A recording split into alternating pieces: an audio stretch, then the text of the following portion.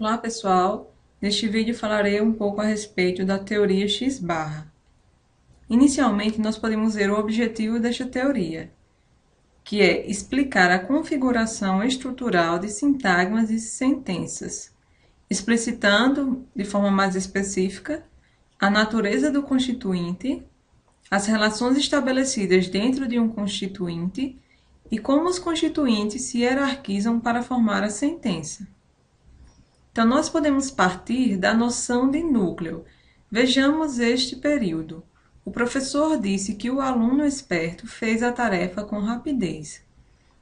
Cada seta que nós apontamos, diz respeito a uma palavra, a um núcleo. Vejam que o corresponde a um determinante, professor corresponde a um nome, disse corresponde a um verbo, que corresponde a um complementizador, ou novamente a um determinante, aluno, nome, esperto corresponde a um adjetivo, fez novamente um verbo, a determinante, tarefa, nome, com preposição e rapidez, um nome.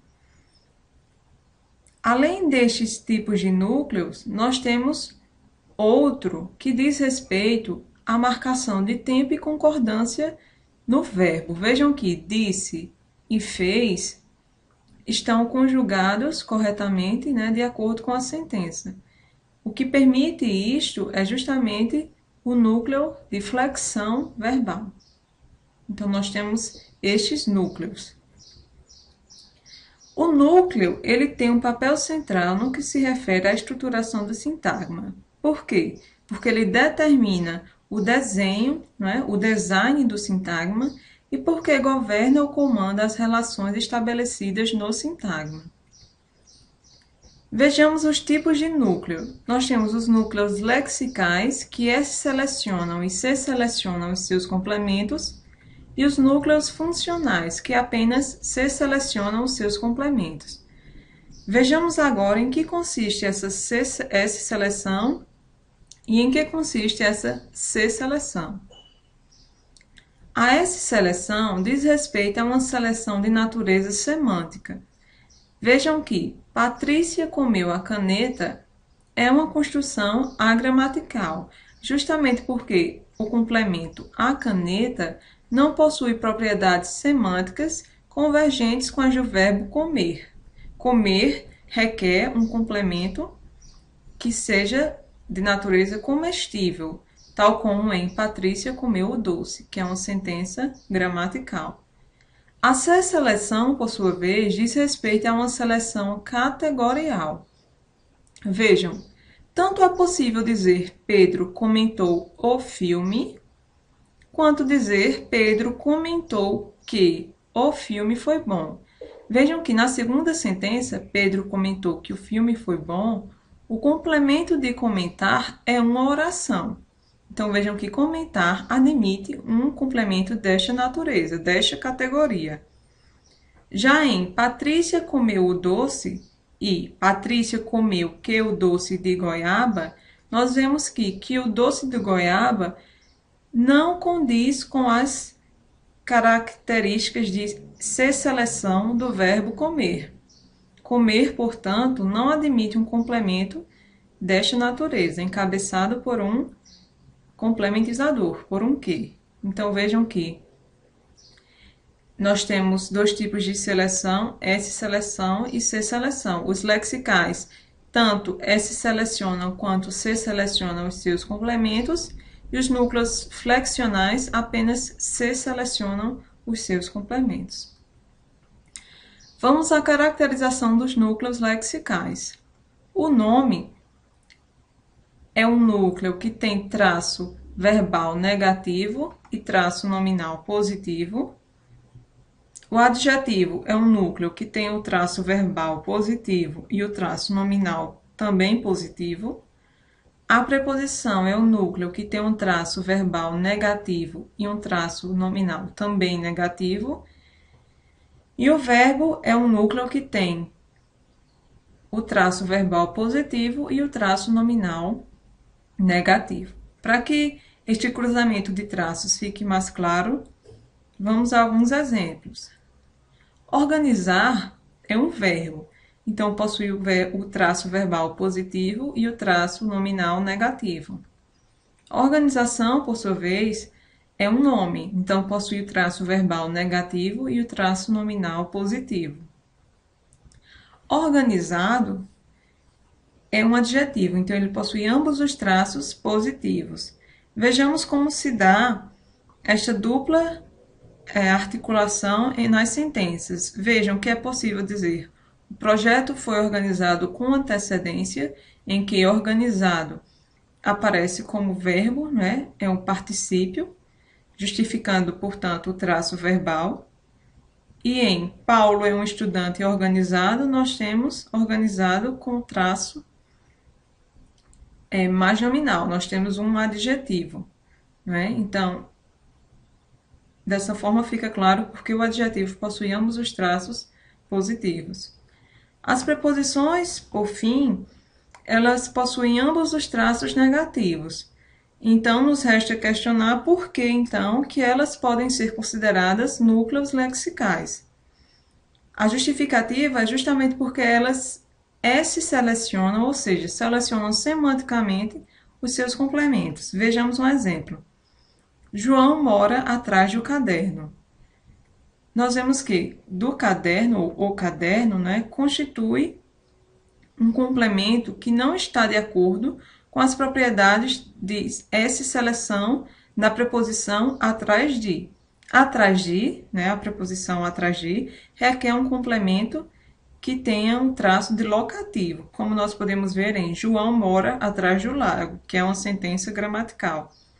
Então, vejam que a preposição, ela, por selecionar semanticamente o seu complemento, enquadra-se nas categorias dos núcleos lexicais.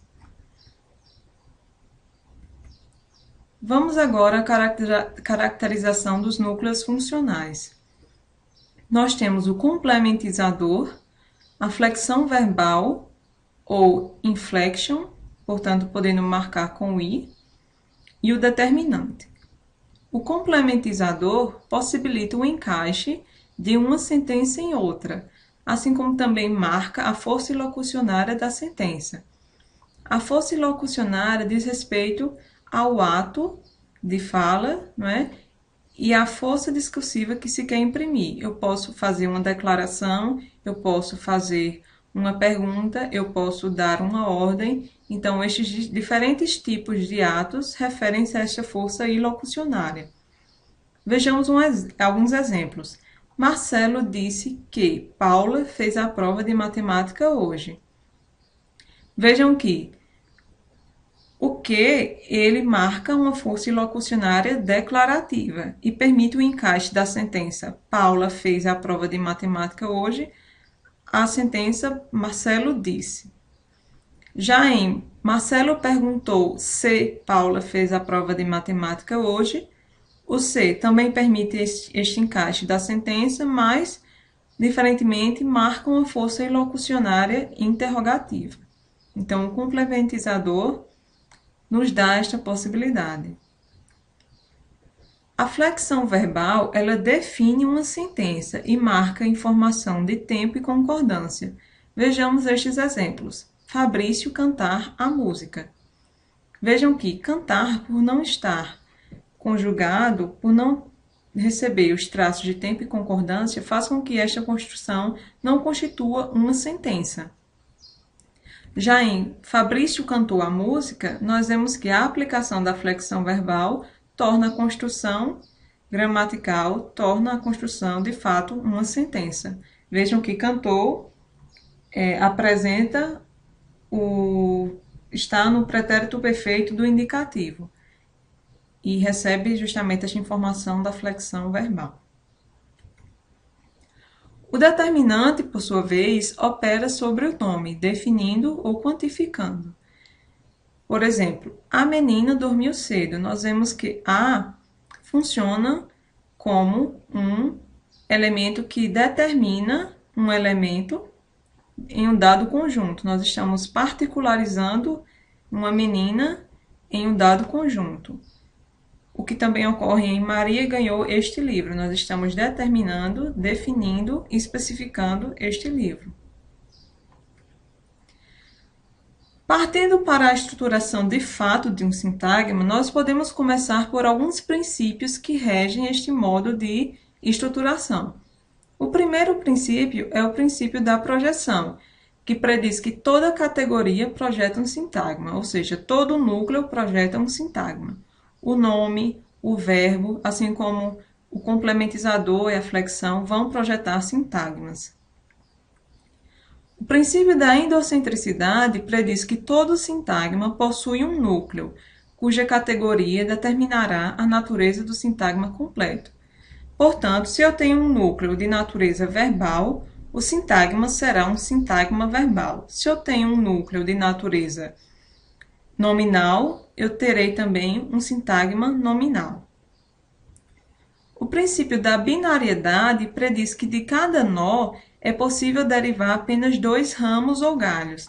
Este terceiro princípio ficará mais claro adiante. Vejamos, esta é a estrutura básica simples de um sintagma. Vejam que o X ele corresponde à categoria, ao núcleo. Nós estamos usando o X aqui como uma variável. Nós poderíamos ter um verbo, um nome ou qualquer outro núcleo. Vejam que o X, apenas o núcleo, corresponde à projeção mínima do sintagma. Este X ele projeta uma projeção intermediária, que é a projeção X', e também a projeção máxima, que é a projeção XP. Este P remete ao nome phrase, que significa sintagma em português. Então, estendendo um pouco mais a estrutura, nós podemos ver que a projeção mínima ela constitui-se do núcleo, e este núcleo ele pode selecionar um complemento.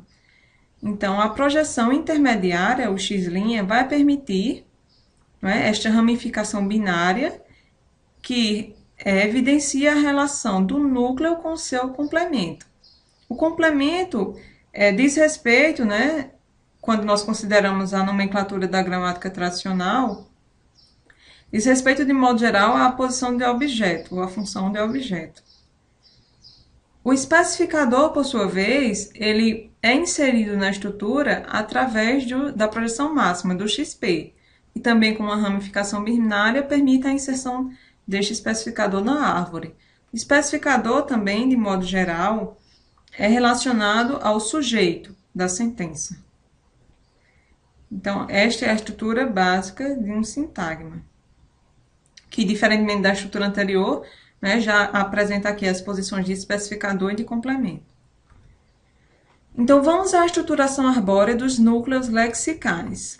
Nós temos aqui a estruturação do nome, com as 3 projeções, a do verbo, a do adjetivo e a da preposição.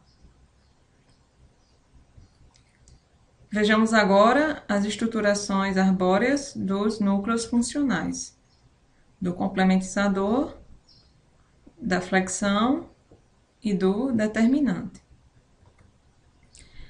Apenas para retomar a ideia de que os núcleos funcionais apenas selecionam categorialmente os seus núcleos, agora que nós já vimos a estrutura básica de um sintagma, fica mais claro como se dá essa seleção. Então, vejam que o seu complementizador seleciona sempre um IP como seu complemento. Veja que o IP se encontra na posição de complemento do complementizador.